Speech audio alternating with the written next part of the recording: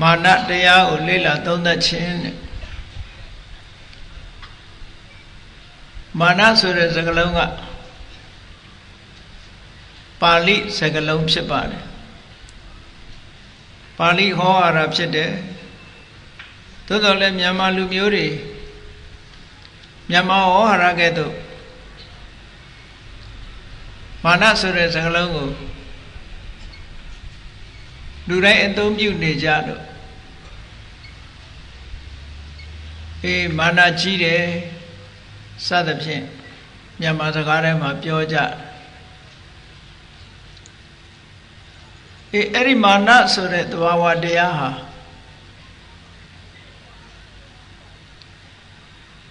မိမိတို့စိတ်ထဲမှာဖြစ်ပြီးတော့ဘယ်ပုံဘယ်တဏ္ဍာရှိသလဲလို့လေ့လာသုံးသပ်ပြီးတော့ကြည့်ကြရအောင်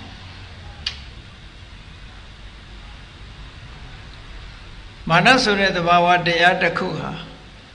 နံပါတ်1မှတ်ဖို့ရကမာနတရားသည်ကုသိုလ်မဟုတ်ဘူးအကုသိုလ်ဆိုတာမှတ်ထားပါအကုသိုလ်လို့ဆိုတာဟာတာဝိဇ္ဇအပြစ်ရှိပြီးတော့ဒုက္ခဝိပါကမကောင်းတဲ့အကျိုးတွေကိုပေးနိုင်တယ်အကုသိုလ်မှန်သမျှရဲ့သွင်ပြင်လက္ခဏာဟာတာဝိဇ္ဇဒုက္ခဝိပါကလက္ခဏာတဲ့အပြစ်ရှိပြီးတော့ဆင်းရဲတဲ့အကျိုးကိုပေးတတ်တယ်ဒါအကုသိုလ်တရားမှန်သမျှရဲ့သွင်ပြင်လက္ခဏာတစ်ခုပဲမာနတရားဟာအကုသိုလ်ထဲမှာပါသည်ဖြစ်ဖြစ်တာဝိဇ္ဇအပြစ်ရှိတဲ့တရားဒုက္ခဝိပါကဆင်းရဲတဲ့အကျိုးကိုထုတ်လုပ်တတ်တယ်ဆိုတာအခြေခံအားဖြင့်မှတ်သားထားဖို့ပေါ့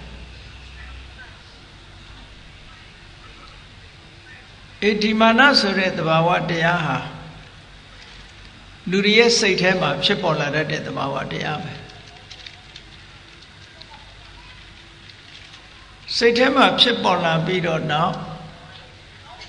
ထိုမာနတရားရဲ့အရှိန်ကြောင့်လူရဲ့လှုပ်ရှားမှုအသွင်ပြင်တွေဟာတခြားအရာနဲ့မတူဘဲနဲ့ထူးထူးခြားခြားဖြစ်ပေါ်လာလေးရှိတတ်တယ်။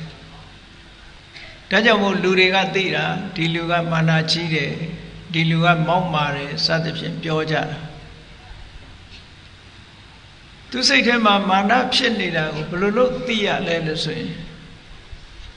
ထိုလူတယောက်ရဲ့ပြောပုံဆိုပုံ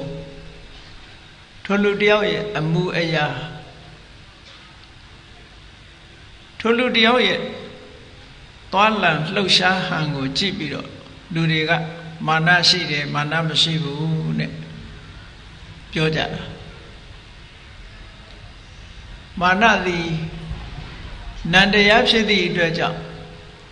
ပုံပန်းတရံမရှိဘူးသို့တော့ထိုမာနဖြစ်ပေါ်လျက်ရှိတဲ့ပုဂ္ဂိုလ်ရဲ့ပုံပန်းတရံကတော့တခြားပုံတရံနဲ့မတူဘဲနဲ့ထူးခြားနေတတ်တယ်တဲ့ဒါကြောင့်မို့မာနရှိမှန်သိကြရတယ်ပေါ့ပုဂ္ဂိုလ်တယောက်ပြောတဲ့စကားကိုကြည့်ပြီးတော့လေသုံးသပ်လို့ရတယ်အကဲခတ်လို့ရတယ်အမှုအရာလှုပ်ရှားတော်လာမှုကိုကြည့်ပြီးတော့လည်းပဲသုံးသပ်လို့ရတယ်အကဲခတ်လို့ရတယ်ပေါ့ကောင်းပြီမာနဆိုတဲ့သဘာဝတရားဟာလူတွေရဲ့စိတ်မှာဖြစ်တတ်တဲ့စေတသိက်တရားတစ်မျိုးပဲစေတသိက်တရားဆိုတော့အကုသိုလ်တရားလည်းဖြစ်သည့်အတွက်ကြောင့်ဒီမာနဟာဘယ်သဘာဝတရားတွေနဲ့တွဲဖက်ပြီးတော့ဖြစ်တတ်တုံးဆိုပါစို့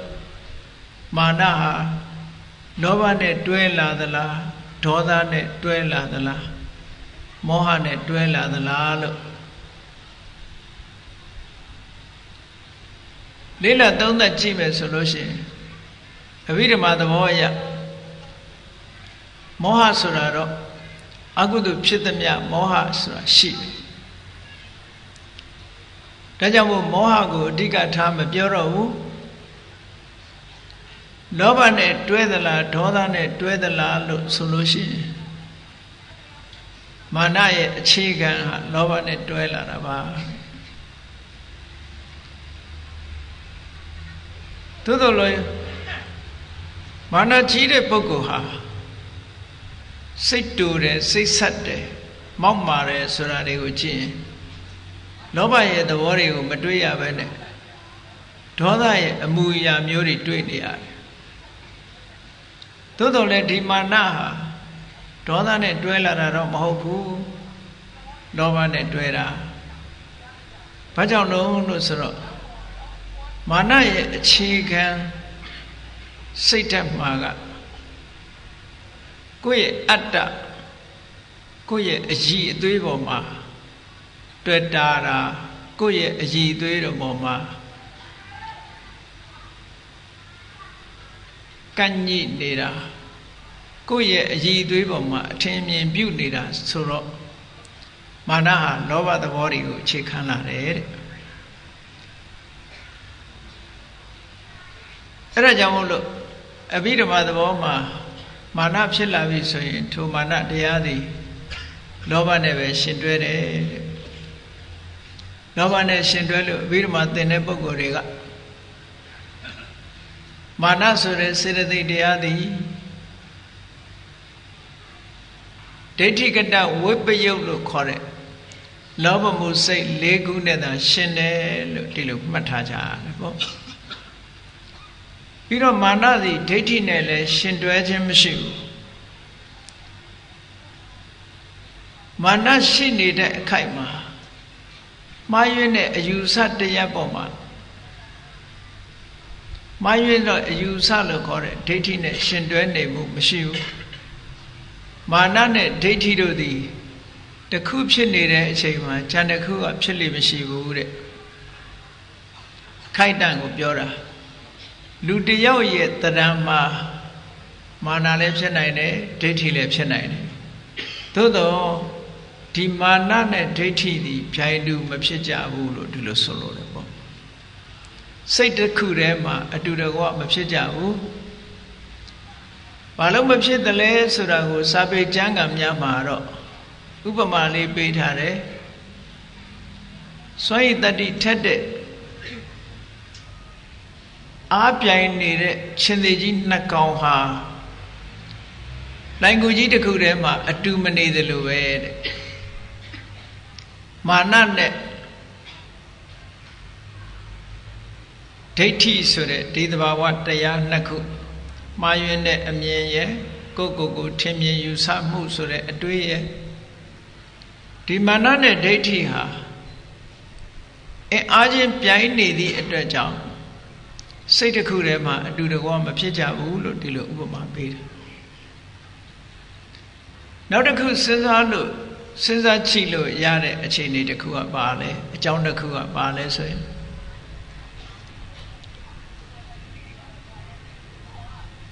သဘာဝတရားနှစ်ခုဟာစိတ်တစ်ခုထဲမှာပြိုင်တူဖြစ်တယ်လို့ဆိုတဲ့နေရာမှာတူလေးတူရှိရတတ်တယ်တူလေးတူကဘာလဲလို့ဆိုရင်ဖြစ်ရဌာနာချင်းတူရမယ်အာယုံပြုရခြင်းတူရမယ်ဖြစ်တဲ့အချိန်ချင်းတူရမယ်ပြတ်သွားတဲ့အချိန်ချင်းတူရမယ်လို့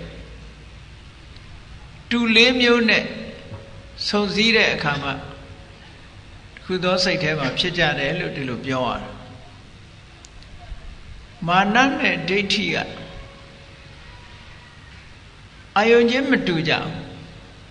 အာယုံချင်းမတူဘူးဆိုလို့ရှိရင်လည်းပြိုင်တူမဖြစ်နိုင်ဒါ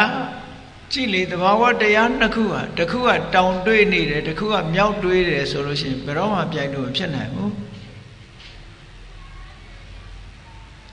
မာနဆိုတဲ့သဘာဝတရားရဲ့အာယုံက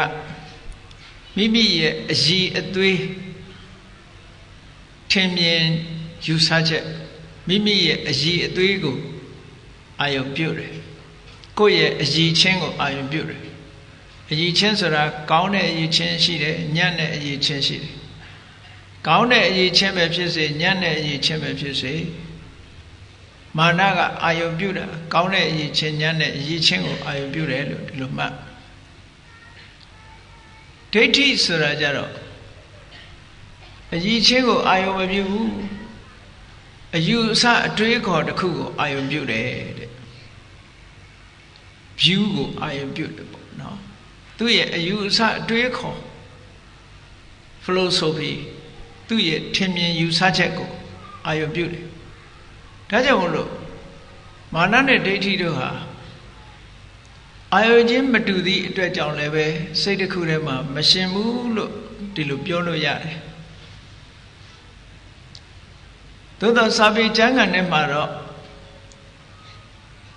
အပြိုင်နေတဲ့ရှင်သေကြီးနှစ်ကောင်ဟာလှိုင်ကူတစ်ခုထဲမှာအတူတကွမနေကြဘူးလို့ဒီလိုဥပမာပေးပြောထားတယ်အကြီးချင်းချင်းပြိုင်နေလို့အတူတကွမဖြစ်ဘူးလို့ဒီလိုပြောတာကောင်းပြီမာနရဲ့အဓိပ္ပာယ်ကဘာလဲစာပေကျမ်းဂန်များကမာနကိုဖွင့်တဲ့အခါမှာမညတိတိမာနောမညတိမှတ်ထင်နေတတ်ဣတိတသမတို့ကြောင့်မာနောမာနမာနဆိုတာအထင်တစ်မျိုးပဲ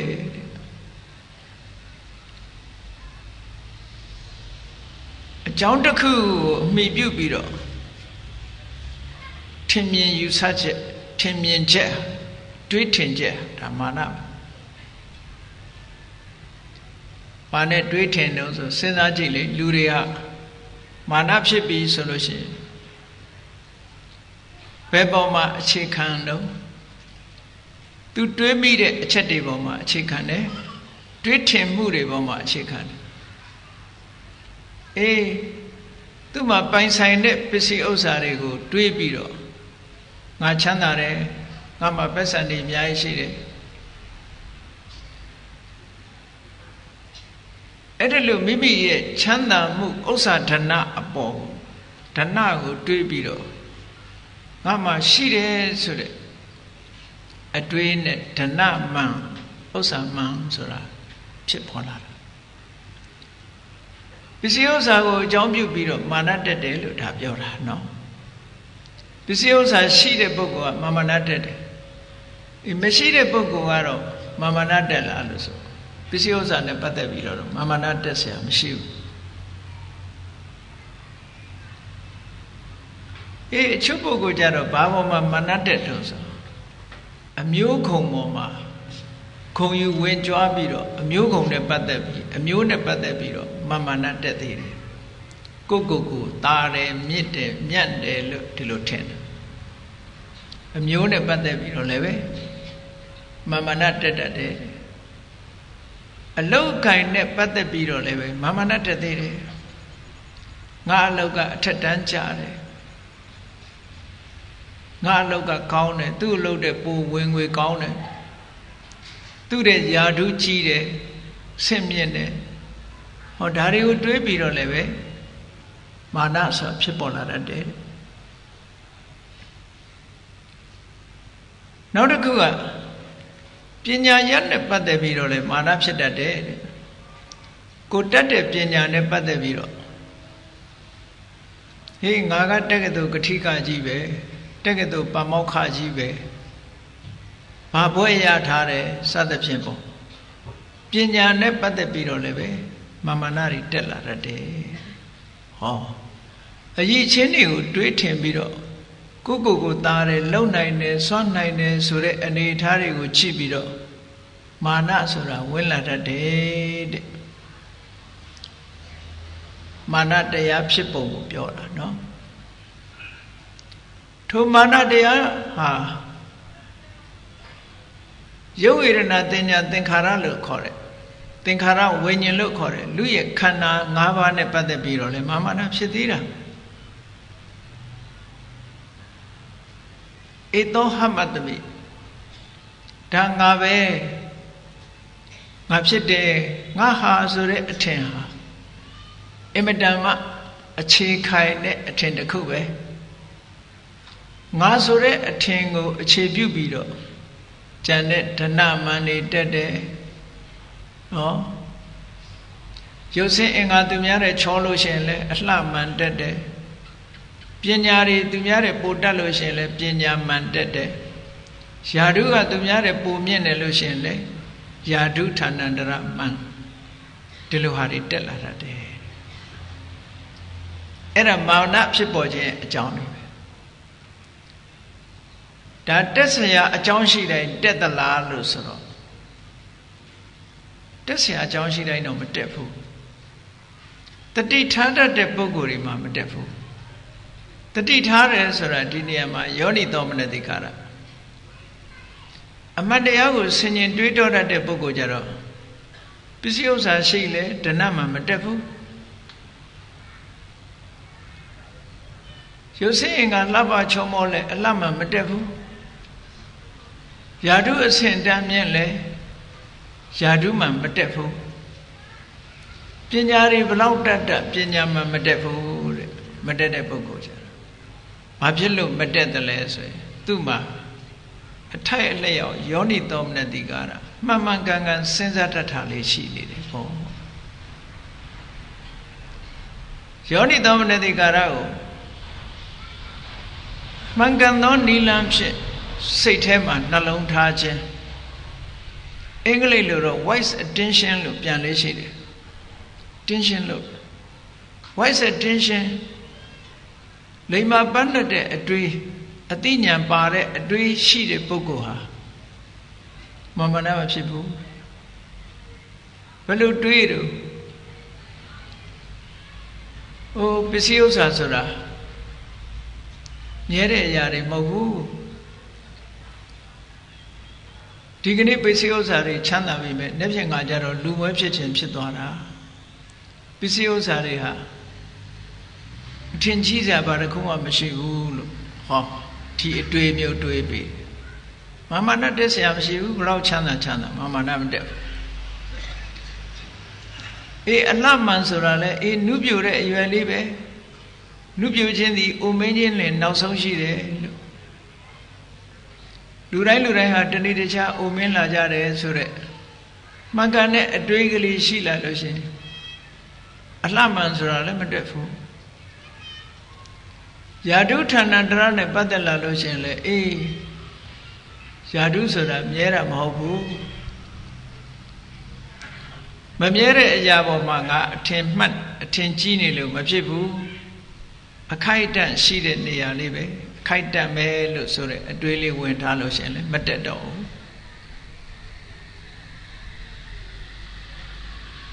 အမျိုးနဲ့ပတ်သက်ပြီးတော့ကုလမန်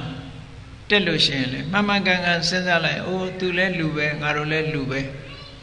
လူချင်းပဲဘာမှထင်ကြီးစရာမဟုတ်ပါဘူးဆိုပြီးတော့အတွေးလေးနဲ့နေလို့ရှိရင်အမျိုးမှန်ဆိုတာလည်းမတက်ပါဘူးပညာမှန်ဆိုတဲ့နေရာမှာလည်းပဲငါစူးစမ်းလို့ငါသိတာသူလဲစူးစမ်းရင်တတ်မှာပဲပညာဆိုတာအလုံးဆိုင်တဲ့အရာသာဖြစ်တယ်လို့ဟောတယ်လို့မှန်မှန်ကန်ကန်စဉ်းစားလိုက်လို့ရှိရင်လေပညာမှန်ဆိုတာမတက်ပါဘူးကိုလိုမသိတဲ့ပုဂ္ဂိုလ်တွေသူတို့မသိရှာကြဘူးငါသိအောင်ပြောပေးမယ်မြင့်မြတ်တဲ့အတွေးနဲ့အဲ့ဒါလို့တွေးတောတတ်မှန်မှန်ကန်ကန်စဉ်းစားတတ်လာလို့ရှိရင်တော့အဆိုပါပြောတဲ့မာမနာတွေကတခုမှတက်လာမှာမဟုတ်ပါဘူးကောင်းပြီမာမနာဆိုတဲ့နေရာမှာယာထာဝမာနအယာထာဝမာနလို့စာပေကျမ်းကနေမှာနှစ်မျိုးခွဲပြီးတော့ပြောသေးတယ်ယာထာဝမာနဆိုတာသူထင်တဲ့အတိုင်းတကယ်မှန်ကန်တဲ့မာနမျိုးကဒါယာထာဝမာနလို့ခေါ်တယ်မှန်ကန်တဲ့အရာပေါ်မှာအခြေခံပြီးတော့ဖြစ်တဲ့မာနဒီမျိုးမှာသူအချမ်းသာဆုံးပစ္စည်းဥစ္စာတွေချမ်းသာဆုံးသူအချမ်းသာဆုံးဖြစ်လို့သူကိုယ်သူပစ္စည်းဥစ္စာပေါ်မှာမန်တက်ရင်ဒါယထာဝမာန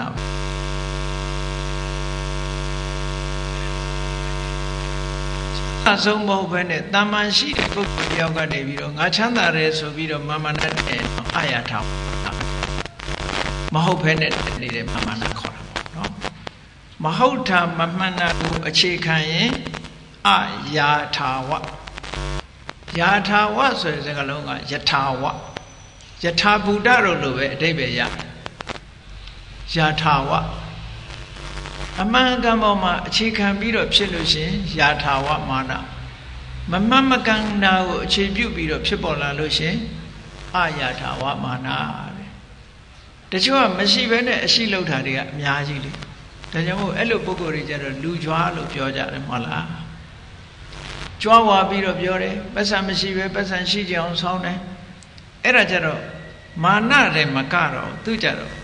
မာယာတို့တာထေးယာတို့ဆိုတဲ့အကုသိုလ်တရားတွေပါဝင်လာမာနကစောစောကပြောခဲ့တယ်လောဘနဲ့တွဲဖြစ်တာလို့ဆိုတော့ဩတာထေးယာဆိုတဲ့တရားဝင်လာပြီဆိုလို့ရှိရင်တာထေးယာဆိုကောက်ကျစ်ဆင်းလဲကောက်ကျစ်ဆင်းလာတာဆိုတော့ကိုယ်မှမရှိတဲ့အရာနဲ့ဂုံလုတ်တယ်မဟုတ်တာနဲ့ဂုံလုတ်တယ်မမှန်တာနဲ့ဂုံလုတ်တယ်အဲ့ဒါတာထေးယာလို့ခေါ်တယ်မမှန်မကန်ပေါ်မှာအခြေခံပြီးတော့ဂုံလုတ်တာကတာထေးယာအဲ့ဒီအည်အချင်းမရှိတဲ့အည်အချင်းပေါ်မှာရှိတယ်လို့အထင်မြင်ရောက်တာကမာနတဲ့ဟောတဘာဝတရားလေးတွေကဒီလိုရှိတယ်နော်မာယာဆိုတာကတော့ရှိတဲ့အပြစ်ကိုဖုံးတာရှိတဲ့အပြစ်ကိုမရှိအောင်ဆောင်းတာကိုလှုပ်ထားတဲ့အပြစ်တစ်ခုကိုသူများမသိစေချင်တာဖုံးကွယ်တာမာယာလို့ပြောတယ်အေးကောင်းပြီမမှန်မကန်တာပေါ်မှာအခြေပြုလို့ရှင်အာယထာဝမာနမှန်ကန်မှုပေါ်မှာအခြေပြုတယ်ဆိုရင်ယာထာဝမာနသူကသူပညာအတတ်ဆုံးမို့သူများတွေလည်းတာတယ်ဘွဲတွေလည်းအများကြီးရထားတယ်သူများတွေလည်းတာတယ်တာလို့တာတယ်လို့မာနဖြစ်ထားကြတော့ဒါယာထာဝမာနလို့ပြောယာထာဝမာနဟုတ်တယ်သူကသူအထင်မြင်ရောက်တိုင်းတကယ်လည်းရှိတယ်တကယ်လည်းတာတယ်ပညာလည်းတကယ်တော်တယ်ဆိုလို့ရှိရင်ဒါယာထာဝမာနဘယ်မာနပဲဖြစ်ဖြစ်အကုသိုလ်ပဲမှန်ကန်တဲ့ပေါ်မှာအခြေခံတဲ့မာနပဲဖြစ်စေမမှန်ကန်တဲ့အခြေပေါ်အရာပေါ်မှာအခြေခံတဲ့ပဲမာနဖြစ်စေမာနဟုသမျှအကုသိုလ်တာဝိဇ္ဇဒုက္ခဝိပါကလက္ခဏာအပြစ်ရှိပြီးတော့မကောင်းတဲ့အကျိုးပေးတတ်တယ်အတိုင်းအတာတစ်ခုအရာပေါ့အတိုင်းအတာတစ်ခုအရာမကောင်းတဲ့အကျိုးထုတ်လို့တတ်တယ်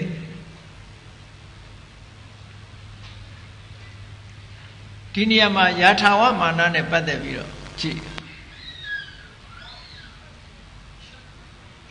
ဘုရားမြတ်စွာလက်ထက်တော်ခါကာလတော့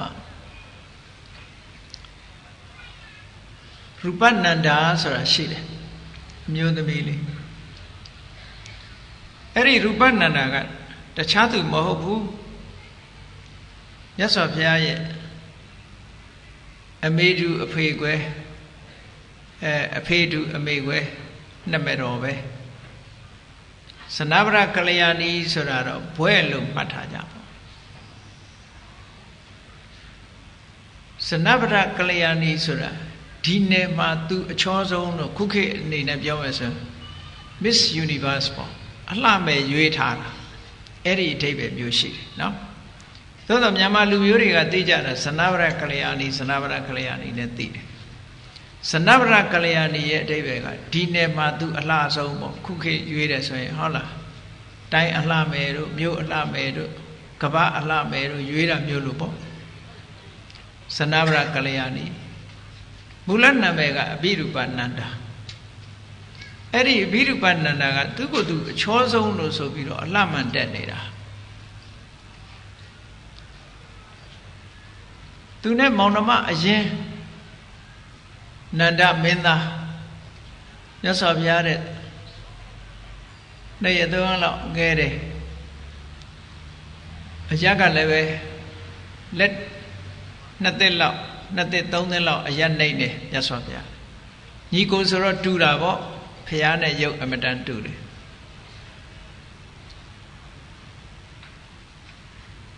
တာကဝေမင်းကြီးထုံတန်းစင်လာအရ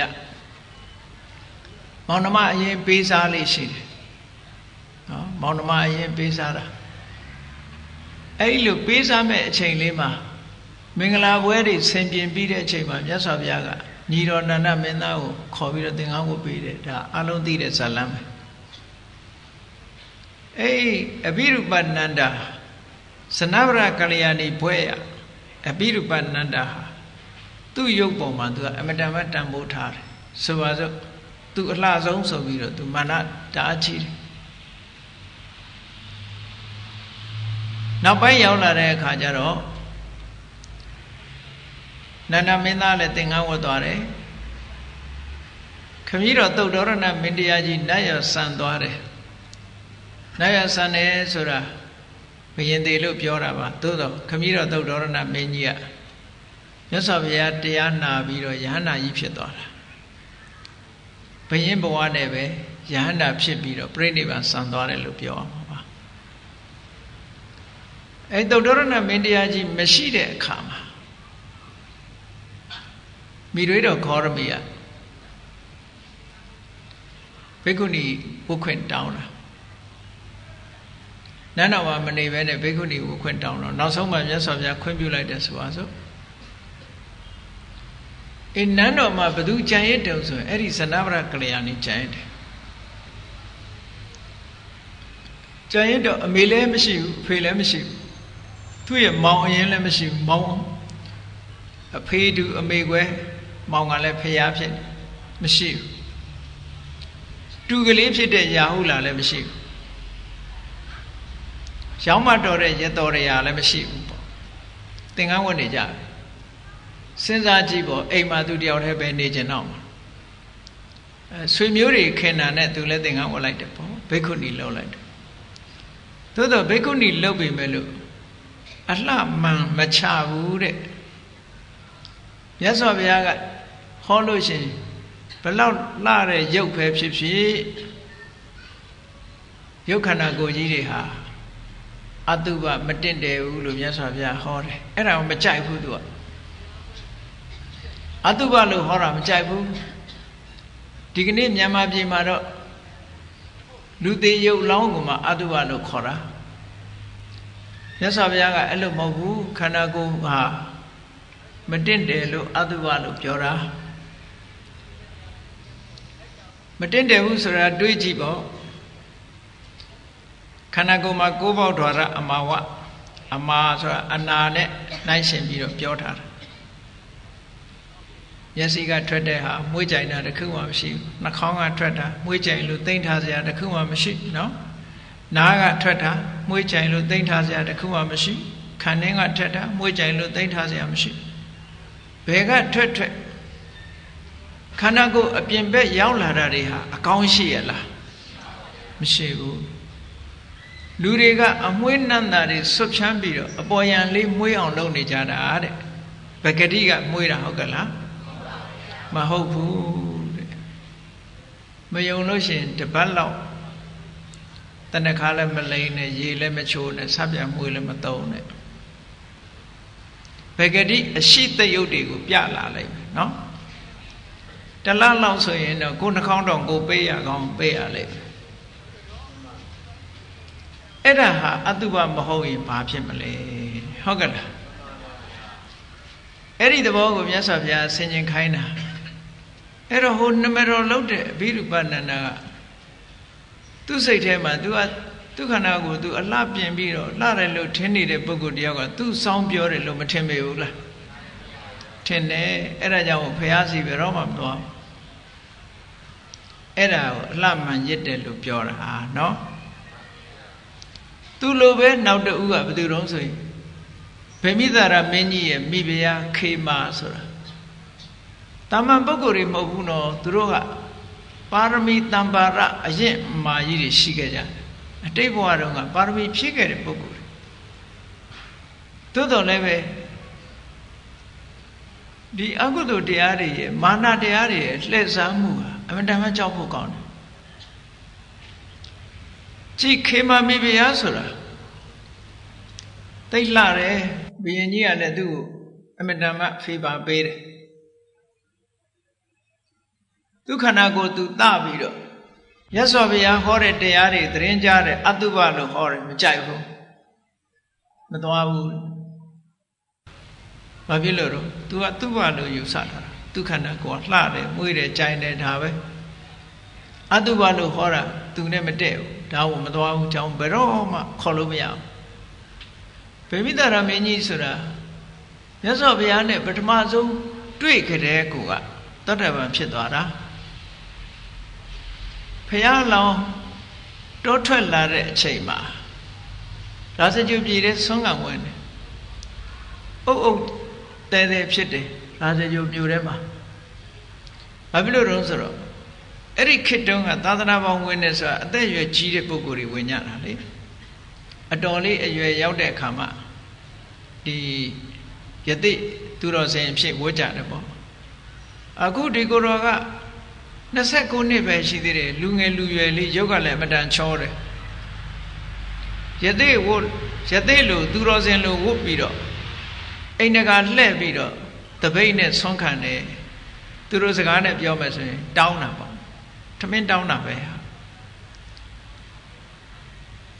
ဆွမ်းခံတယ်ဆိုတဲ့အဓိပ္ပာယ်ကဒါရှင်ကျေးတဲ့အသုံးပေါ့နော်ဘိက္ခုဆိုတဲ့အဓိပ္ပာယ်ကိုကတောင်းစားသူလို့အဓိပ္ပာယ်တစ်ခါရတယ်တချို့နေရာဖွင့်ထားတာရှိတယ်အိန္ဒိယနိုင်ငံမှာရှိတဲ့တောင်းစားတွေကသူတို့ကိုသူတို့ဘိက္ခုလို့ခေါ်တယ်ဟောဒါကြောင့်မို့ယဟန်တွေကင်တဲ့တပိတ်ကိုနိုင်ငံသားတွေကဗမာဗုဒ္ဓဘာသာမဟုတ်တဲ့နိုင်ငံသားတွေကပြန်တဲ့အခါကျတော့ဘက်ကင်ဘိုးလို့ပြန်ဘက်ကင်ဆိုတာဘက်ဆိုတာတောင်းတာဘက်ကင်ဘိုးတောင်းစားတဲ့ခွက်ကြီးလို့ပြောတာပဲတောင်းစားတဲ့ခွက်ကြီးအဲ့ဒါကိုနားထောင်မကောင်းလို့ဘုန်းကြီးတို့ကတော့ဟာဘက်ကင်ဘိုးမဟုတ်ဘူးarms and bowl အလူခံတဲ့တပိတ်လို့ဒီလိုပဲပြောင်းပြောရတာနော်သို့တော့မှားလာသူတို့ပြန်တာမှားတော့မမှားဘူးဘက်ကင်းဖို့ပဲ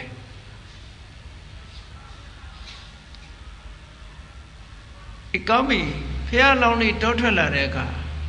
လူကလည်းရုပ်ကချောချောအမတန်ချောတယ်အသက်ကလည်းငယ်တယ်တခြားနေရာမှာဆိုမတွေ့ရတဲ့ပုံကူမျိုးပေါ့အဲ့ဒါကြောင့်မို့လို့မြို့ကမြင်တဲ့လူတွေကလှုပ်နဲ့ဝိုင်းအောင်ကြတာပေါ့လမ်းမှာလူတွေတအားစီပြီးတော့သူ့နောက်ကဝိုင်းလိုက်လာကြဘုရင်ကြီးကနန်းတော်ဘုံကလှမ်းကြည့်မြင်ရတော့တမန်ကိုလွတ်ပြီးတော့စုံစမ်းခိုင်းတယ်ဒါဘယ်သူလဲဆိုတာသိအောင်စုံစမ်းဆိုသူက4-5အိမ်လောက်ဆုံးခံပြီးတော့ပျောက်သွားသူတပိတ်ထဲမှာစားလောက်ရုံရတာနဲ့ရှေ့ဆက်မသွားတော့ပြန်ထွက်သွားလူတွေကလည်းဝိုင်းအောင်ကြအဲ့တော့ပြန်ထွက်သွားတော့တောထဲထွက်သွားပန္နဝဆိုတဲ့တောင်ချေမှာတစ်ပင်ရိပ်လေးအောက်မှာထိုင်ပြီးတော့ဆွမ်းစားနေနောက်ရောက်ခံလိုက်လာတဲ့လူကအဲ့ဒီမှာဘုရားလောင်းကိုတွေ့တော့သူကဘုရင်ကြီးစီသတင်းပုတ်ခိုင်းလိုက်တယ်မျက်ခြေပြတ်သွားမှဆိုလို့သူကစောင့်ပြီးတယောက်ကိုလွှတ်လိုက်တယ်အဲ့ဒီလူနာမဖះလောင်းနာမခွာဘူးဘုရင်ကြီးကအားချင်းလိုက်လာဒီပုဂ္ဂိုလ်နဲ့တွေ့ချင်လို့အားချင်းလိုက်လာပြီးတော့မေးတယ်ဘယ်ကလဲဘယ်ကလာတာလဲဘာဖြစ်လို့ဒီဝတ်လာတာလဲနဲ့မျိုးစုံမေးတဲ့အခါသူကပြောတယ်ဟိုးဟိမန္တာတောင်ချေကတာကွေမင်းမျိုးတဲ့ကပါတဲ့ကာမဂုဏ်အာယုန်တွေကိုဆက်ဆုပ်ယုံမုန်းပြီးတော့သူတော်စင်ဘဝကိုကူးပြောင်းလာတာပါလို့ဘုရားလောင်းကရှင်းပြောတော့ဗေမိတာရသူအသက်ကလည်းရွယ်တူလောက်ဆိုသိချင်ညို့တယ်စိတ်ထဲမှာသိချင်တတ်တဲ့ဒီကိုရောလေဘုရားပြောတယ်ဗေမိတာရကသူဘာပြောတော့ဆိုရင်တောထွက်ပြီးတော့တရားမကျင့်မှနဲ့တဲ့အဲ့ဒီကပိလဝတ်ဆိုတဲ့ဟိမန္တာတောင်ကြီးမြို့မှာမပျော်ဘူးဆိုလို့ရှိရင်သူနဲ့အတူနေပါနောက်တစ်ခါမှမမြင်ဘူးပဲလို့အမတန်စိတ်ထဲမှာခင်းမင်းတယ် ခင်မင်လို့သူနဲ့အတူနေပါတဲ့တူတူပူးတွဲပြီးတော့တိုင်းပြည်အုပ်ချုပ်ကြရအောင်လို့ဆိုဖိတ်ခေါ်တယ်အဲ့မှာဘုရားလောင်းတွေကသူဒီယာရုတွေကိုစိတ်ဝင်စားဘူးမတရားတရားကိုရှာမယ်လို့ဆိုပြီးတော့သူထွက်လာတဲ့အကြောင်းရှင်းပြပြီးတော့သူတရားပဲရှာမယ်ဆိုတာကိုဆုံးဖြတ်ချက်ချပြီးတော့သွားတယ်ဗေမိတာရမင်းကလည်းပဲအတင်းကြပ်မတားတော့ဘူးအဲ့ဒါဆိုလို့ရှိရင်တရားသူတရားမြတ်တွေ့လို့ရှိရင်သူ့နိုင်ငံကိုပထမဆုံးကြွားခဲ့ဖို့ဂတိတောင်းလိုက်တယ်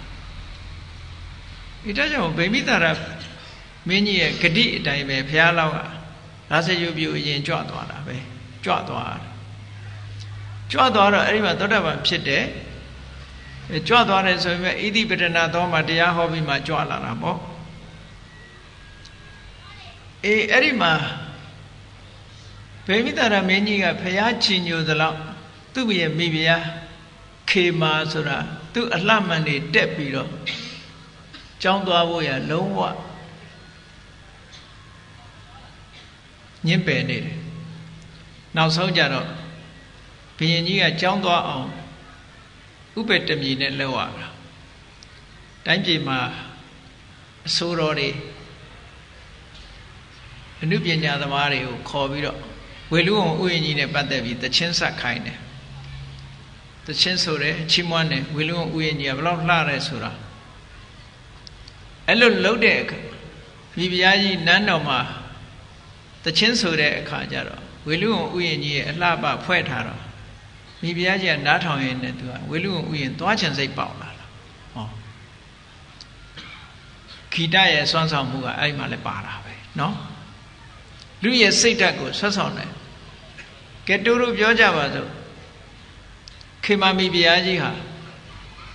မြတ်စွာဘုရားမရှိတော့ဘူးဆိုတဲ့အချိန်ကိုရွေးပြီးတော့ဝေလူဝံဥယျာဉ်နဲ့သွားလိုက်တာဟိုကြတော့ဘုရားနဲ့တန်းတိုးနေ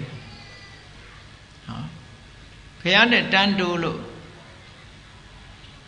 တန်းတိုးရုံနဲ့မကဘူးမြတ်စွာဘုရားကသူ့ရဲ့မာနကိုခွာချဖို့ဆိုတဲ့အနေနဲ့သူ့ရဲ့ချောတဲ့လှတဲ့အမျိုးသမီးတယောက်ဖန်ဆင်းထားပြီးတော့ဘုရားရဲ့အနီးမှာဘုရားကိုရက်ခတ်ပေးနေတဲ့တရံပေါ့ဘုရားနာမှာဒူးလေးတုပ်ပြီးတော့ဘုရားကိုအယုသေးရက်ခတ်ပေးနေတယ်အဲ့ဒီအမျိုးသမီးကသူ့အရွယ်သို့တော့သူနဲ့ဘယ်လို့မှနှိုင်းရှင်လို့မရတော့အောင်ချောတယ်လှတယ်ဟိုကကြည့်နော်ကိုယ့်ရဲ့ချောတာမြင်လိုက်တဲ့အခါမှာသူက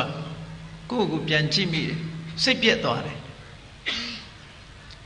ကိုယ်ပြန်ကြည့်လိုက်တဲ့အခါစိတ်ပြက်သွားလောက်အောင်ဟိုကချောတာအဲ့ဒါဘာလှုပ်လိုက်တာတော့ဆိုရင်သူ့ရဲ့တဏ္ဍာမှာအလှပပေါ်မှာမောက်မာပြီးတော့တွေ့တာနေတဲ့မာမနာတို့တွေ့တာနေတဲ့တဏှာတို့အဲ့ဒါတွေကိုမြတ်စွာဘုရားကချွတ်လိုက်တာပဲတရားမဟောသေးဘူးအဲ့ဒါကိုဘာဥပမာပေးတုံဆိုရင်အသီးကိုအသီးနဲ့ပြန်ပစ်ချတယ်ဆူးဆူးလို့ရှိရင်ဆူးနဲ့ပဲပြန်ထွင်တယ်ဆိုတဲ့ဥပမာပေးတာအကုသိုလ်ကိုအကုသိုလ်နဲ့ပဲပြန်ဖယ်ထုတ်လိုက်တယ်ပေါ့ဒါမျိုးကတရားဟောလို့မရဘူးအဲ့တော့လေမိသားစုနဲ့နေကြတဲ့မိခင်ဖခင်တွေဒီနည်းစနစ်ကလေးဟာဒီ technology ကတော်တော်ကောင်းတဲ့ technology ပဲသားသမီးတွေနဲ့ပတ်သက်ပြီးသားသမီးတွေကတစုံတစ်ခုဆွဲလန်းနေပြီဆိုလို့ရှိရင်အဲ့ဒီဆွဲလန်းမှုကလည်းကိုယ်သဘောမကျတဲ့ဆွဲလန်းမှုဆိုလို့ရှိရင်ဒီနည်းကိုအသုံးပြုတဲ့နဲ့ပေါ့အဲ့လိုမဟုတ်ဘဲနဲ့ပိတ်လို့ရှိရင်တော့ပေါက်ထွက်သွားမှသိချတယ်မြတ်စွာဘုရားမပိတ်ဘူးဖွင့်ပေးလိုက်တာနော်သူ့ရဲ့တာရာကိုပြလိုက်တဲ့အတွက်ကြောင့်သူ့ရဲ့မာနခွာချသွားတယ်၊ကွာချသွားတခါလဲကျသွားဘာလို့ငါရဲ့တာတဲ့လူရှိတယ်ဆိုသိသွားတယ်သူကသူပဲစိတ်ပြက်သွားတယ်ဇနဗရကလျာဏီအဘိရူပနန္ဒာကိုလည်းဒီပုံစံနဲ့ပဲချွတ်တာပဲမြတ်စွာနန္ဒမင်းသားဇနဗရကလျာဏီပေါ်မှာဆွဲလန်းနေတဲ့အဆွဲလန်းကိုလည်းဒီပုံစံမျိုးနဲ့ပဲချွတ်တာနတ်သမီးပြတယ်ဆိုတာအကြောင်းရှိတယ်ဇနဗရကလျာဏီပေါ်မှာဆွဲလန်းနေလို့အဘိရူပနန္ဒာနမတော်ပေါ်မှာဆွဲလန်းနေလို့သူ့ရဲ့လှတာပြလိုက်တဲ့အခါကျတော့အလိုလိုပြောက်သွားတယ်ဟိုကလူရဲ့စိတ်ဆိုတာ တာတဲ့ပေါ်မှာပြောင်းသွားလေရှိတယ်ပေါ့တဏှာဆိုတာကတတ္တရာဘိနန္တိနေကြာရအာယုံကလေးတွေပေါ်မှာအတိတ်ကလေးတွေပေါ်မှာသူကတွေ့တာမှုကဖြစ်ပေါ်လာတတ်တယ်အဲ့ဒီသဘောတရားအရာမြတ်စွာဘုရားစိတ်ကိုကူးပြောင်းပေးလိုက်တာအဲ့ဒီလိုကူးပြောင်းပေးလိုက်တဲ့တဏှာကိုမှဥပါဒံကပြုတ်ထွက်သွားတယ်ပေါ့ဆွဲလန်းနေတဲ့ဥပါဒံဆိုတာဘယ်လိုဟာခေါ်တာတော့လို့ဆိုရင်မွေကြီးတစ်ကောင်ကဖားကိုမြိုထားတဲ့အခါမှာထိုဖားဟာလွတ်လို့မရတယ်လို့ပဲမိချောင်းကသားကောင်ကိုကြိုက်ထားလို့ရှင်ရုံထွက်လို့မရတယ်လို့ပဲဥပါဒံရဲ့သဘောကစိတ်ကိုဆွဲဆောင်ထားသည့်အတွက်ကြောင့်အာယုံကနေရုံထွက်နိုင်စွမ်းမရှိ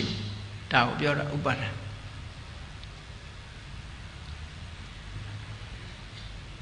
အဲ့ဒီဥပါဒံကိုဘာနဲ့ချွတ်လိုက်တော့ဆိုရင်တဏှာနဲ့ဆွဲချွတ်လိုက်တာပဲဥပါဒံကိုတဏှာနဲ့ဖြုတ်လိုက်တယ်တဏှာကိုကြမှာတရားနဲ့ဖြုတ်တယ်ပေါ့ဒီလိုဆိုလို့ဒါဘာနဲ့ဥပမာတူတော့ဆိုမြန်မာပြည်မှာအာယုဗေဒဆေးနည်းတွေမှာတချို့ရှေ့ကြားနေတဲ့ယောဂငုတ် chronic disease ခေါ်တဲ့အမတန်မှရှည်ကြားနေပြီဖြစ်တဲ့ယောဂဟောင်းဆေးနဲ့အဲ့ဒီယောဂကိုဖွပေးတယ်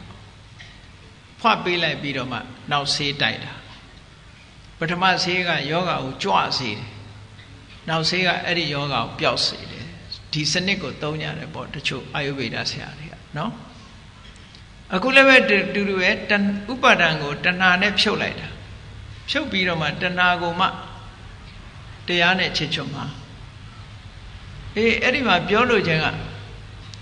ခေမာဆိုတဲ့မိဖုရားဟာလေ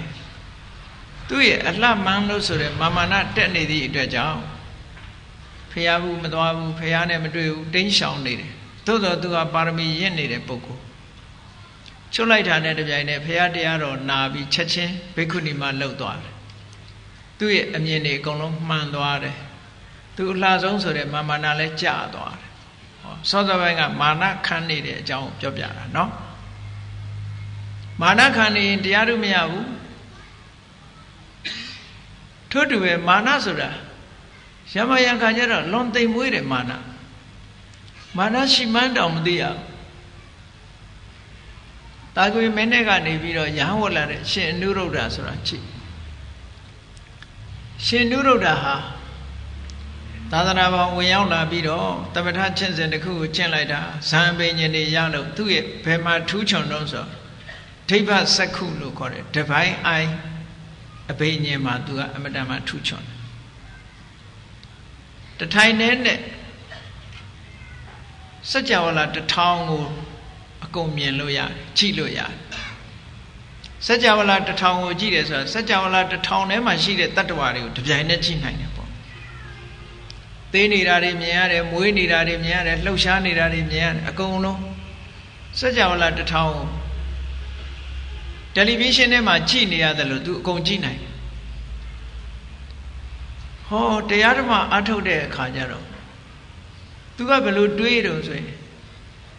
သူကိုယ်သူမှာသူကငါစัจ java လာတစ်ထောင်ကိုကြည့်နိုင်တယ်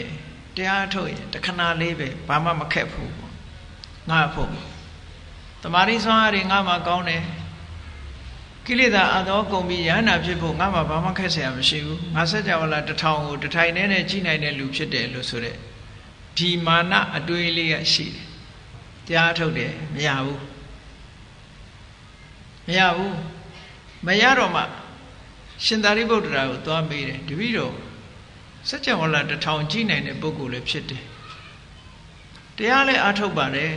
ဘာဖြစ်လို့ယန္နာမဖြစ်တယ်လဲဟောအဲ့ဒီမှာရှင်သာရိပုတ္တရာထောက်ပြတာငါရှင်အနုရုဒ္ဓတဲ့ငါစัจ java လာတစ်ထောင်ကိုဒိဗ္ဗစက္ခုနဲ့ကြည့်နိုင်တယ်ဆိုတာအဲ့ဒါမာနဖြစ်နေတာအဲ့ဒီမာနလေးကိုဖယ်လိုက်ပါတဲ့ဟောအဲ့ဒီမာနလေးကိုဖယ်လိုက်ပါမဖယ်လို့ရှိရင်ကိုရောယန္နာဖြစ်မှာမဟုတ်ကြည့်နော်သူစัจ java လာတစ်ထောင်ကိုကြည့်နိုင်လို့ကြည့်နိုင်တယ်ဆိုတဲ့အတွေးဝင်တာအဲ့ဒါကိုပဲမာနလို့ပြောတယ်နော် အဲ့တော့ဒီကနေ့ခေတ်တရားထုတ်နေတဲ့ယောဂီတွေရိတ်တာသွားတဲ့အခါကျတော့ဟေးဒီကနေ့တရားမှတ်လို့ကောင်းလိုက်တာတမာရီတွေတက်လိုက်တာဆိုတဲ့အတွေးတွေကိုတွေးလို့ရှိရင်ရောမာနလို့မပြောနိုင်ဘူးလားငါကဉာဏ်စင်နာပြီးနေပြီရိတ်တာဘယ်နှခေါက်ရောက်ပြီးပြီဆိုတဲ့အတွေးတွေတွေးရင်ရောကိုယ့်ရဲ့အည်သွေးဟာသူများတဲ့တာတယ်လို့စိတ်ထဲမှာထင်နေရောမာနလို့ခေါ်တယ်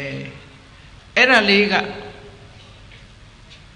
အစင်းမြင့်နဲ့မက်ဖို့ရဖို့ရအတွက်အဟန္တာတစ်ခုဖြစ်တယ်ဆိုတော့ဖြစ်နိုင်ပါမလားလို့တချို့တွေးကောင်းတွေးလိုက်ဖြစ်နိုင်တယ်ဥပမာလေးတစ်ခုကြည့်ရအောင်မြူမုံလေးတစ်ခုကိုလက်ဖွားထဲမှာထည့်ပွတ်မယ်ဆိုလို့ရှိရင်အဲ့ဒီလက်ဖွားကျိန်းသလားမကျိန်းဘူးလားမြူမုံအသေးလေးလေမြူမုံအသေးလေးကိုလက်ဖွားထဲမှာထည့်လိုက်ပဲဆိုရင်လက်ဖွားကသိပါမလားအဲ့ဒီမြူမုံလေးကိုမျက်လုံးနဲ့ထည့်ရင်ဘယ်နဲ့နေပါမလဲမျက်လုံးနဲ့ထည့်ရင်မျက်ရည်ထွက်လာမှာပဲဟုတ်ကလားလက်ဖွားထဲထည့်ရင်တော့သိတောင်သိချင်မှသိမယ်မျက်စိထဲထည့်လိုက်မယ်ဆိုလို့ရှိရင်ကိုလုတ်ကုလုမဖြစ်ပေဘူးလားအေးထို့တူပဲရှင်နုရုဒ္ဓမှာရှိတဲ့မာနမျိုးလေးကတာမန်ပုဂ္ဂိုလ်ကိုမာနလို့တော့မခေါ်တော့ဘူးသို့တော့အရတ္တမေရတ္တဖို့ယဟန္တာဖြစ်ဖို့ကြတော့မျက်စိထဲရောက်သွားတဲ့မြူမုံလိုပဲခိုးလုတ်ကုလုဖြစ်နေတယ်ဟုတ်ကလားအမတန်မှသိမ်မွေးတဲ့တရားကိုရဖို့ကြတော့သိမ်မွေးတဲ့မာနတောင်မှအဟန္တာပြုနိုင်တယ်ဆိုတာကိုတတိထားဖို့ပေါ့အဲ့ဒါကြောင့်မို့လို့မာနဆိုတာတာဝိဇ္ဇအပြစ်ရှိပြီးတော့ဒုက္ခဝိပါကဆင်းရဲတဲ့အကျိုးပေးတယ်လို့ဒီလိုဆိုလိုတာနော်အေးကောင်းပြီမာနဆိုတာယာထာဝမာနပဲဖြစ်ဖြစ်အာယာထာဝမာနပဲဖြစ်ဖြစ်မကောင်းဘူးလို့ဒီလိုမှတ်ရမယ်ပေါ့ကဲဒီနေရာမှာမာနဆိုတာ၉မျိုးရှိတယ်တတိထားကြည့်အောင်၉မျိုးဆိုတာကတော့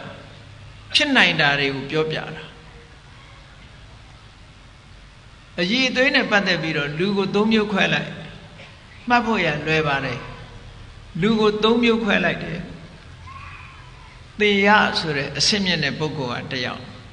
တတိတဆိုတဲ့ကိုယ်နဲ့ရည်တူတဲ့ပုဂ္ဂိုလ်ကတစ်ယောက်ဟိနဆိုတော့ကိုယ်ရဲ့အောက်တန်းကျတဲ့ပုဂ္ဂိုလ်ကတစ်ယောက်ကမ္ဘာလောကမှာရှိတဲ့လူတွေကိုလူတန်းစားခွဲကြည့်လိုက်တယ်ကိုယ်နဲ့တာတဲ့လူရှိတယ်ကိုယ်နဲ့တူတဲ့လူရှိတယ်ကိုယ်အောက်ညံ့တဲ့လူရှိတယ်မရှိဘူးလားအော်လူ၃ယောက်ရသွားပြီနော်အဲ့ဒီလူ၃ယောက်မှလည်းပဲအတွေး၃မျိုးစီရှိတယ်တဲ့အတွေး၃မျိုးဆိုတာအရေးချင်းကိုကြည့်ပြီးတော့အေး तू ကငါတဲ့တာတယ် तू ကတော့ငါနဲ့ငါအရေးချင်းနဲ့တူတယ် तू ကတော့ငါတဲ့အောက်တန်းငါတဲ့နှိမ့်ကြတယ်ဒီလိုမတွေးဘူးလား၃မျိုးတွေးတယ်အဲ့တော့အစင်းမြင့်တဲ့လူကလည်းပဲဒီလို၃မျိုးတွေးတယ်ဓာန်တုပုဂ္ဂိုလ်ကလည်းပဲ၃မျိုးတွေးတယ်ကိုယ်ရဲ့နှိမ့်ကြတဲ့ပုဂ္ဂိုလ်ကလည်း၃မျိုးတွေးတယ်ဆိုတော့၃လီဘယ်လောက်ဖြစ်သွားအေးမာန၉မျိုးဆိုတာအဲ့ဒါပြောတာပါမာန၉မျိုးရှိတယ်တဲ့မာနဆိုတာတာတယ်လို့တွက်မှမာနမဟုတ်ဘူးငါသူ့ရဲ့ညံ့တယ်လို့အည်ချင်းနဲ့ပတ်သက်ပြီးထင်ရင်လည်းမာနလို့ခေါ်တယ်အဲ့ဒီမာနကိုရှေ့ကစလုံးလေးတစ်လုံးထည့်ပြီးတော့ဩမာနတဲ့အောက်ချပြီးတော့တွေးတဲ့မာနလို့ဒီလိုပြောတာနော်အဲစာလို့ပြောမယ်ဆိုလို့ရှင်သေယပုဂ္ဂိုလ်မှာသေယမံငါကတာတယ်လို့တွေးတယ်တရိသမံတူတူပဲလို့တွေးတယ်ဟိနမံငါကညံ့တယ်လို့တွေးတယ်ဟော၃ခုသေယမံတရိသမံဟိနမံတရိတပုဂ္ဂိုလ်မှာလည်းပဲသေယမံတရိသမံဟိနမံ၃မျိုးဟိနပုဂ္ဂိုလ်မှာလည်းပဲသေယမံတရိသမံဟိနမံလို့၃မျိုးတဲ့သေယတရိတဟိနသေယဆိုတာကိုယ်နဲ့တာတယ်တရိတဆိုတာကိုယ်နဲ့တူတယ်ဟိနဆိုတာကိုယ်နဲ့ညံ့တယ်အဲ့ဒီ၃မျိုးကိုနောက်ထပ်၃မျိုးနဲ့မြောက်လိုက်တော့၃လီ9ဖြစ်တာအဲ့ဒါကိုမာန9မျိုးလို့ခေါ်တာအဲ့ဒီမာန9မျိုးလုံးဟာအမှန်တိုင်းတွေးတာပဲဖြစ်ဖြစ်မမှန်တာအခြေခံပြီးတွေးတာပဲဖြစ်ဖြစ်မာနမှန်သမျှအကုသိုလ်ပဲဒီလိုဆိုရတာနော်မာနမှန်သမျှအကုသိုလ်မာနကြောင့်ဒုက္ခရောက်တဲ့ပုဂ္ဂိုလ်တွေအများကြီးရှိတယ်ခုနပြောရတဲ့ဥပမာလေးတွေလိုပဲအလုံးကြားဦးကြလိမ့်မယ်သစ္စကဆိုတဲ့ပြပိုက်ကြီးဟာ သူပညာမှန်တက်တာသူကဘယ်လောက်ထိအောင်ပညာမှန်တက်လဲဆိုရင်သူကမင်းသားတွေကိုပညာသင်ပေးနေရတယ်အယူဝါဒရေးอ่ะခုခေတ်လိုပြောမယ်ဆို philosophy ပေါ့ philosophy နဲ့ပတ်သက်လို့ရှိရင်သူကအမေစီကဝါဒ900အဖေစီကဝါဒ900အမေက900ပဲတတ်တယ်အဖေက900ပဲတတ်တယ်သူကအမေစီကလည်းရလိုက်တယ်အဖေစီကလည်းရလိုက်တယ်ဆိုဘယ်လောက်ဖြစ်သွား1000ဖြစ်တယ်သူကသားနေအရေးချင်းသားသွားရုံနဲ့မကဘူးဝေသာလီပြည်အလွန်တိုးတက်တဲ့အရှိန်အဟုန်နဲ့တိုးတက်နေတဲ့ဝေသာလီနိုင်ငံကမြင့်ကြီးမင်းသားလူငယ်လူရွယ်တွေအားလုံးဟာသူတပည့်တွေကြီးပဲသူကဆရာကြီးမာနတက်ဆရာကြီးပေါ့နော်မာနတက်တယ်မာနတက်သည့်အတွက်ကြောင့်ဘယ်ဘာသာရေးခေါင်းဆောင်မှသူနဲ့ရှင်မပြောရဲဘူးလို့အယူဆရှိတယ်ဒါကြောင့်မို့မြတ်စွာဘုရားနဲ့လာရှင်ပြောတာလေနောက်ဆုံးကြတော့သူရှုံးသွားတယ်ပြိုင်ပြီးပြောတဲ့နေရာမှာသူရှုံးသွားတယ်အဲ့ဒါဟာမာနကြောင့်ဒီလိုဖြစ်သွားတာပေါ့အဲ့ဒါလို့မာနကိုအကြောင်းပြုပြီးတော့ကောင်းကျိုးချမ်းသာမရဘဲနဲ့ဒုက္ခရောက်နေတဲ့ပုဂ္ဂိုလ်တွေပေါ့ထိုမာနကိုပယ်ချလိုက်တဲ့အခါကျတော့မှသူပုဂ္ဂိုလ်ကလမ်းမှန်ပေါ်ရောက်သွားတာဒါကြောင့်မို့မြန်မာလူမျိုးတွေကကြည့်ဖူးမြော်မှန်လျော့ကြော့ပါအိစာရှ िख ိုးတယ်ဥချတယ်ဆိုတာဘောင်းတောင်းလုပ်တယ်ဆိုတာမှန်ကိုလျော့လိုက်တာနော်မာနမချနိုင်တဲ့ပုဂ္ဂိုလ်ကဘောင်းတောင်းမလုံးနိုင်ဘူးဘောင်းတောင်းမပြောနဲ့ခါတော်မကုန်းနိုင်ဘူးဟုတ်လားခါကိုကော့ဇက်ကိုဥကိုမော့ပြီးတော့အဲ့လိုနေတာဒါမို့မာနရှိတဲ့ပုဂ္ဂိုလ်ကမာနကြီးလာပြီဆိုရင်ဘာဖြစ်လဲဆိုရင်ထွန်းတုံးကိုမြူထားတဲ့စပယ်ကြီးပွေလို့ပဲကိုွေးလို့မရတော့မာနခန်းနေပြီဆိုလို့ရှိရင်လူဟာဂုံညင်ညွတ်ချင်းဆိုတာမလုပ်နိုင်တော့ဘူးဘယ်သူကမှ respect မပေးနိုင်တော့ဘူးတဲ့ဒါကြီးမားလာတဲ့မာနဖြစ်လာလို့ရှိရင်အဲ့လိုဖះလောင်းနေမှာလည်းပဲအမှန်တရားကိုမသိသေးတဲ့အချိန်မှာဆိုရင်မာနတွေရှိတတ်တယ်မာနဆိုတာဝင်လာတတ်တယ်အဲ့ဒါလို့ဝင်လာပြီဆိုလို့ရှိရင်ဘယ်သူကမှ respect အယုအသေးလေးစားမှုမပြုတ်နိုင်ဘူးမပြုတ်သည့်အတွက်ကြောင့်ကောင်းကျိုးချမ်းသာတွေကလွဲသွားတာတွေအများကြီးပဲဖះလောင်ဇလန်းတစ်ခုမှဆိုလို့ရှိရင်950တဲ့မှာပိစိကဗုဒ္ဓနဲ့တွေ့မယ်လို့အထင်မကြီးဘူးပိစိကဗုဒ္ဓကအထင်မကြီးတော့သူ့တရားဟောပြီးတဲ့အခါမှာကောင်းကင်ကိုသူ့ဘော်ကနေသူ့ခေါင်းပေါ်ကနေဖြတ်ပြီးတော့ကောင်းကင်ပြန်ကြွသွားတယ်အဲ့ဒါလို့ကောင်းကင်ပြန်ကြွသွားတဲ့အခါကျတော့မှသူကမှားလိုက်တာပိစိကဗုဒ္ဓကသူ့ကိုပြောသွားတယ်ဟောသူအဲ့ဒီတုန်းကဘုရားလောင်းကယသိပေါ့အင်မတန်မာနကြီးတဲ့ယသိမာနကြီးတဲ့ယသိဖြစ်တယ်ပိစိကဗုဒ္ဓကပြောတယ်ယသိမင်းဟာဘုရားလောင်းဘုရားဖြစ်မှာအဲ့လိုပြောပိစိကဗုဒ္ဓကိုလုံးဝသူဘောင်းတောင်းမလုပ်ဘူး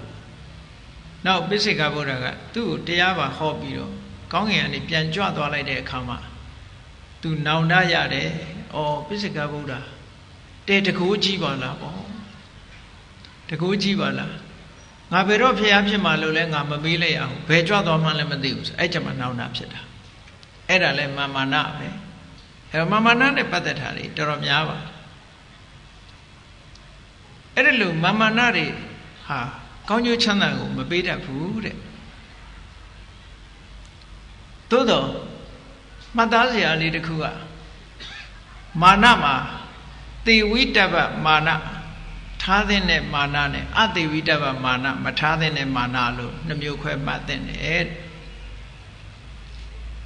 အာဟုသို့ဆိုပေမဲ့လို့ရှိတဲ့မာနကလေးအရှိသေးတယ်တဲ့နော်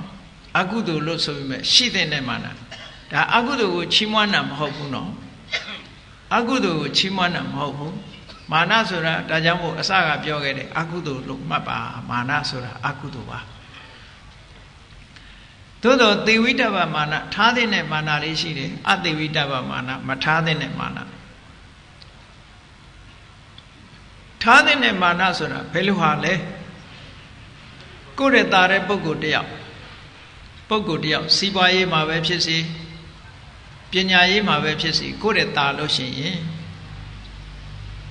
မာနသဘောလေးဘယ်လိုထားရမလဲ။ဩသူလဲလူပဲငါလဲလူပဲ။ तू စ조사လို့ဒီအဆင့်ရောက်သွားတာငါလဲစ조사ရင်ရောက်မှာပဲ။ငါလဲရောက်ကိုရောက်ရမယ်မထားသင့်ဘူးလားအဲ့ဒီမာနမျိုး။ဘာဖြစ်လို့ထားသင့်တုံးဆိုတော့အထက်ကိုတွတ်တက်မှုကိုဥတည်တဲ့မာနမျိုးဖြစ်လို့ထားသင့်တယ်လို့ပြောတာနော်။အကုသိုလ်တော့အကုသိုလ်ပဲဒီအကုသိုလ်ကအထက်ကိုတက်လန်းစေတဲ့အရာဖြစ်သောကြောင့်ထားသင့်တယ်လို့ဒီလိုပြောတာကြည့်လေဘုရားဝင်ဖတ်ဖူးတဲ့လူတိုင်းဂေါရမမြတ်စွာဘုရားရဲ့အလောင်းဟာဘယ်ဘုရားနဲ့အရင်ဆုံးတွေ့ဒီပင်ကရာမြတ်စွာဘုရားနဲ့အရင်ဆုံးတွေ့ဟုတ်ကဲ့ဒီပင်ကရာမြတ်စွာဘုရားနဲ့တွေ့တဲ့အချိန်မှာသူကသူ့မိတာယတိဇန်နေဘိညာဉ်နေရနေတဲ့တကုရှင်ယတိဖြစ်တယ်တကုရှင်လို့ဆိုကြတဲ့အသိဉာဏ်လည်းပဲရှိတယ်ဒီပင်ကရာမြတ်စွာဘုရားနဲ့တွေ့တဲ့အခါမှာဒီပင်ကရာမြတ်စွာဘုရားရဲ့တပည့်ခံလိုက်မယ်ဒီပင်ကရာမြတ်စွာဘုရားတရားနာပြီးတော့တပည့်ခံလိုက်မယ်ဆိုရင်ယဟန္တာဘဝနဲ့ကျွတ်တန်းဝင်သွားနိုင်တယ်သို့တော့သူများတပည့်မလုပ်ချင်တာသူများတပည့်မလုပ်ချင်ဘူးရှင်းအရက်စကားပြောမယ်ဆိုရင်တပည့်မခံဟုတ်ကဲ့လားဘုရားကိုမကြည်ညိုတာမဟုတ်ဘူးငါလည်းသူလိုဘုရားဖြစ်ရမယ်ဟောမာမနာအဲ့ဒီမာမနာသာမရှိလို့ရှိရင်ဂေါရမဘုရားဖြစ်ပါမလားမဖြစ်ဘူးနော်ဘုရားလောင်းကအဲ့ဒီချိန်တုန်းကပြောခဲ့တဲ့စကားလေးတစ်ခုကိုကြည့်ဂိမေဧကေနတိန်နေနပုရိသေနထာမတတိနာသဗ္ဗညုတံပါပုနေတဝတန္တရိတံတတေဝကံငါလိုစွမ်းဤတတိရှိပြီးတော့စွမ်းတတိပြေဝတဲ့ယောက်ျားကောင်းတစ်ယောက်ဟာတစ်ယောက်တည်းကိုလူယုံသွားလို့အကျိုးမရှိဘူးဟောဒီပင်ကရာဘုရားလို့သဗ္ဗညုတဉာဏ်တော်ကြီးကိုရပြီးတတ္တဝါတွေကိုကဲတင်မယ်တဲ့ဟောကြည့်ငါလိုတတ္တိရှိတဲ့လူတစ်ယောက်ဟာကိုလူယုံလို့မတော်ဘူးဆိုတာဓမ္မနာပဲဟုတ်ကဲ့လားသူကိုယ်သူရဲ့အရေးချင်းကိုငါလိုစွန့်ရည်တတ္တိရှိတဲ့ပုဂ္ဂိုလ်လို့ပြောတာဟာဒါသူမာနပဲအဲ့ဒီမာနကဘုရားအဖြစ်ကိုဥတည်သွားစေတယ်တဲ့ဒါကြောင့်မို့သေဝိတ္တဗမာနလို့ခေါ်တယ်တရားသူတရားမြတ်နဲ့ပတ်သက်လာလို့ရှင်လေကြည့်လောကမှာယဟန္တာလို့ဆိုတဲ့ပုဂ္ဂိုလ်တွေဘုန်းကြီးတို့ဒီကနေ့ခေတ်မှာလူတွေကဘယ်မှာယဟန္တာဆိုသွားဖူးတယ်ဘယ်မှာယဟန္တာဆိုရင်သို့သောစိတ်ထဲမှာသူလိုယဟန္တာဖြစ်အောင်ဆိုတဲ့မာမနာအမတန်မရှိကြဘူးအမတန်နဲတယ်ဘာရကျင်တော့ယဟန္တာကိုးကွယ်လိုက်လို့ရှိရင်တော့ကောင်းရသူဂတိရောက်မှာပဲသို့မဟုတ်ယဟန္တာကိုးကွယ်ရရင်စီးပွားတိုးတက်မှာပဲဆိုတဲ့ပုံစံမျိုးလောက်ပဲရှိတယ်နဲ့တူးတယ်ဟုတ်ကဲ့လားယဟန္တာဆိုလို့ရှိရင်သွားဖူးကျင်ကြတယ်အလူအရက်ပဲဒီထဲမှာဓာတ်တော်တွေဘာတွေကြာပြီးတော့ဓာတ်တော်သွားပြီးတော့ယူတဲ့လူကလည်းရှိသေးတာပဲเนาะသို့တော့ဒီယဟန္တာလို့ဆိုတဲ့ပုဂ္ဂိုလ်ကဘာကြောင့်ယဟန္တာဖြစ်ငါတော့သူလို့မဖြစ်နိုင်ဘူးလားဆိုတဲ့ငါလည်းသူလို့ဖြစ်အောင်လုပ်မယ်ဆိုတဲ့အတွေးမျိုးမတွေးသင့်ဘူးလားတွေးသင့်တယ်များသောအားဖြင့်လူဆိုတာအချောင်ကြိုက်တယ်လေချောင်ကြိုက်တယ်လူတယောက်တယောက်အောင်မြင်လို့ရှိရင်နောက်ကနေလိုက်ပြီးတော့ဟုတ်လားတပည့်ခံကျင်တာပဲများကြတယ်ပေါ့အဲ့ဒါမာနအမတန်နဲ့ရှိရမယ့်မာနမရှိဘူးလို့ပြောတာเนาะအဲ့ဒါလို့ရှိရမယ့်မာနမျိုးမရှိဘူးဆိုလို့ရှိရင်ဒီပုဂ္ဂိုလ်ကကြီးပွားတိုးတက်မှုဖြစ်ပါမလားကြီးပွားနိုင်ဘူးမကြီးပွားနိုင်ဘူးဖះလောင်းနေတာမာနရှိလို့ဖះဖြစ်တာအဓိကမာနရှိသို့တော့စာပေကျမ်းဂန်မှာတော့မာနကြောင့်ဖះဖြစ်တယ်လို့ဘယ်သူမှမပြောဘူးเนาะပြောရင်လည်းထူးဆန်းနေလိမ့်မယ်သို့တော့ကိမေဧကေနတိန်နေနဆိုတဲ့စကားဟာမာနစကားပဲမှာတော့စာပေကျမ်းကမှာတော့ကရုဏာကိုအခြေခံတယ်လို့ဒီလိုပဲပြောတယ်ဖះဖြစ်တာကရုဏာအခြေခံတယ်လို့ပြောတာသို့တော့စัจ ကြောင်းကိုကြည့်မယ်ဆိုလို့ရှိရင်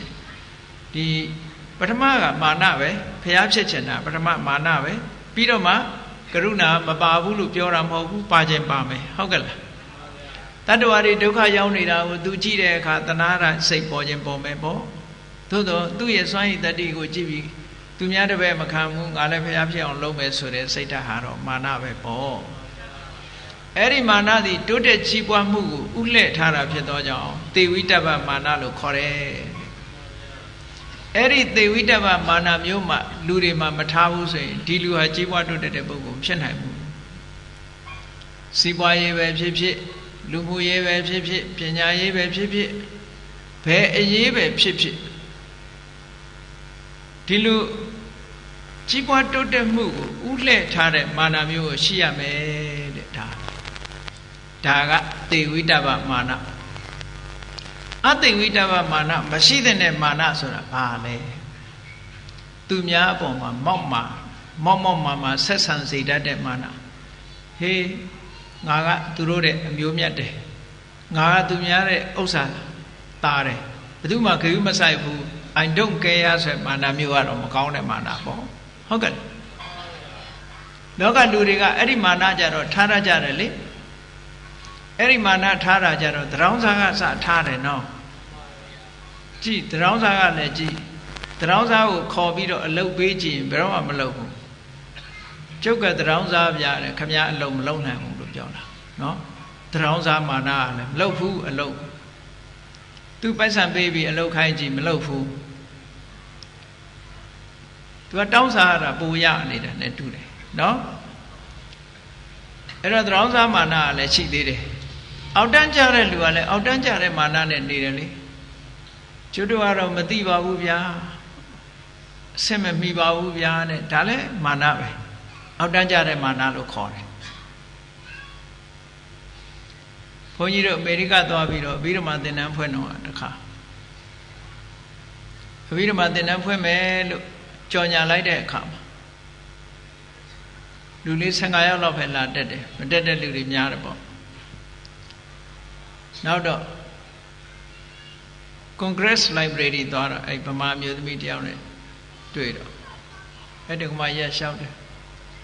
တပည့်တော်ကြော်ညာရတယ်ဗျာတဲ့အဘိဓမ္မာဆိုတော့တပည့်တော်တို့နားလည်မှာမဟုတ်ဘူးလို့ထင်လို့မတက်တာတဲ့ကဲနားလည်မှာမဟုတ်ဘူးလို့ထင်တာရောမာနပဲမဟုတ်လားဒီနားလည်မှာမဟုတ်ဘူးဆိုတဲ့မာနကိုအကြောင်းပြုပြီးတော့နားမလဲတော့ဘူးပြီးရောဟုတ်ကလား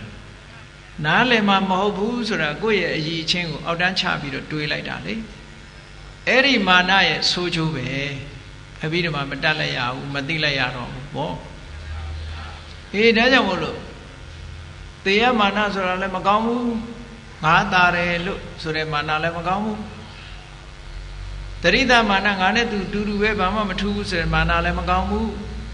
ဟိနမာနငါကတော့ညံ့တယ်ဆိုတဲ့မာနလည်းမကောင်းဘူးလေ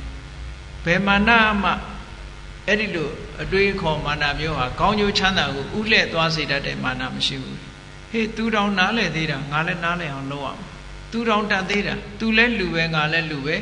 သူစ조사ရင်ရရင်ငါလည်းစ조사လို့ရဟုတ်လားပြောကြတယ်မဟုတ်လားသူလည်းမျက်စိနှလုံးငါလည်းမျက်စိနှလုံးသူလည်းပခုံးနှစ်ခက်ပဲပေါ်မှာဥခေါင်းပေါက်တယ်ငါလည်းပခုံးနှစ်ခက်ဖဲကြားမှာဥခေါင်းပေါက်တယ်ဆိုတဲ့အတွေးမျိုးနဲ့သူတောင်ဖြစ်ရင်ငါလည်းဖြစ်ရမယ်ဆိုတဲ့အတွေးမျိုးကမထားသင့်ဘူးလားအဲ့ဒီမာနမျိုးကမှခန္ဓာကကောင်းတဲ့ဘက်ကိုဥလိသွားတဲ့မာနဖြစ်လို့သေဝိတ္တပမာနတဲ့ကျန်တဲ့မာနမျိုးတွေကကောင်းတဲ့ဘက်ကိုဥလှဲ့မလာတဲ့အပြင်ဆိုးတဲ့ဘက်ကိုဥလှဲ့သွားစေတယ်လို့မာနသည်ပင်ကိုကအကုသိုလ်ဖြစ်တဲ့အပြင်မကောင်းတဲ့ဆိုးရုပ်ဘက်ကိုဥလှဲ့သွားတယ်ဆိုလို့ရှိရင်ပိုဆိုးတော့မပေါ်ပိုဆိုးတဲ့မာနဖြစ်သွားတာပေါ့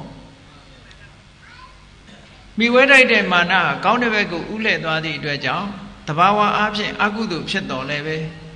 အဲ့ဒီအကုသိုလ်ကိုအခြေခံပြီးတော့ကုသိုလ်ဖြစ်သွားတာဒါဥပနိဒေယပစ္စည်းလို့ခေါ်တယ်အကုသိုလ်ကလည်းကုသိုလ်ဖြစ်တာပဲမတူတဲ့နေရာကနေပြီးတော့ကောင်းတဲ့အကျိုးဖြစ်ထွန်းစေနိုင်တယ်ဒါသဘာဝကြတယ်မတူတာတွေကိုအများကြီးထုတ်လုပ်တယ်အကြောင်းတရားကတူတာမှထုတ်လုပ်တာမဟုတ်ဘူးတချို့ကပြောတယ်ဇနေတိသတိတံပါကံဆိုအကုန်တူတူကြီးလို့ဒီလိုတော့ပြောလို့မရဟုတ်ကလားကြည့်မျိုးစိတ်လေးကထုတ်လုပ်လိုက်တာလေးတခုပဲစဉ်းစားကြည့်မျိုးစိတ်လေးကနေပြီးတော့ထုတ်လုပ်လိုက်အမြင့်ကိုမျိုးစိတ်ကဖြစ်တယ်ဟုတ်ကလား အညောက်ကလေးကိုမျိုးစေ့ကဖြစ်တယ်အကိုင်းအခက်ကလေးတွေမျိုးစေ့ကဖြစ်လာတယ်အပွင့်လေးတွေမျိုးစေ့ကဖြစ်လာတယ်အသီးလည်းမျိုးစေ့ကဖြစ်လာတယ်အဲ့ဒီအသီးထဲမှာပါတဲ့အစိကသာမျိုးစေ့နဲ့တူတယ်ကျန်တာတွေကတူရဲ့လားမတူဘူးတဲ့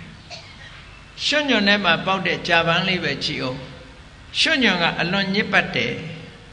အနံ့ကတော့မနံပေဘူးလားသို့တော့အဲ့ဒီရွှွညွန်နဲ့ပေါက်တဲ့ကြာပန်းလေးကြတော့ဘလောက်လှတော့ဟုတ်ကလားအမတန်မှတန်ရှင်းပြီးတော့အမတန်မှသင်ပြတ်တဲ့အမွှေးရှိတယ်တူရဲ့လားမတူဘူးအဲ့ဒါလို့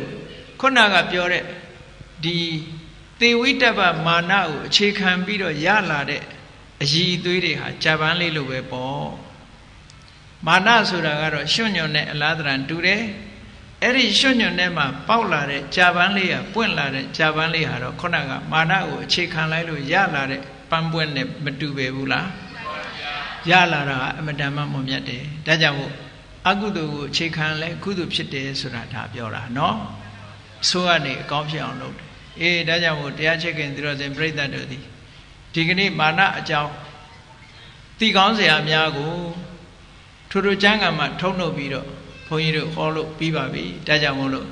မာနတရားကိုလေ့လာသုံးသပ်ခြင်းလို့ဆိုတဲ့တရားဒီမှာပဲဒီကုန်းချုပ်ပါပြီဒါကြောင့်တရားချစ်ခင်သူတော်စင်ပြိဿတ်တို့သည်ကောင်းတဲ့ဘက်ကိုဥလီသွားတဲ့မာနတရားမျိုးမွေးပြီးတော့မကောင်းတဲ့ဘက်ကိုဥလီစေတတ်တဲ့မာနတရားမျိုးမထားစေပဲမိမိတဏ္ဍာမှာမဖြစ်ပွားစေပဲတတိကြီးစွာထား၍မိမိဘဝတိုးတက်အောင်ဆောင်ရွက်နိုင်ကြပါစေကုန်သတည်း